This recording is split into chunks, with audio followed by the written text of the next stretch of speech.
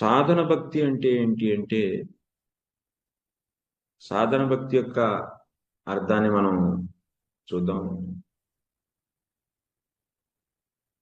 భక్తి కంటే వేరైన భుక్తి మరియు ముక్తిని కోరుకునే తనం లేకుండా జ్ఞానము, కర్మ మరియు ఇత్యాదులు భక్తి చేయడానికి అవసరమైన సాధనాలు అనే భావం లేకుండా మరియు వాటి పట్ల శ్రద్ధ లేకుండా, కృష్ణుడి పట్ల ప్రతికూల భావం లేకుండా, కృష్ణుడు తన ఇతర రూపాలు మరియు గురువు కోసం నిరంతరం శరీరం, మనస్సు మరియు వాణి ద్వారా చేసే చేష్టలను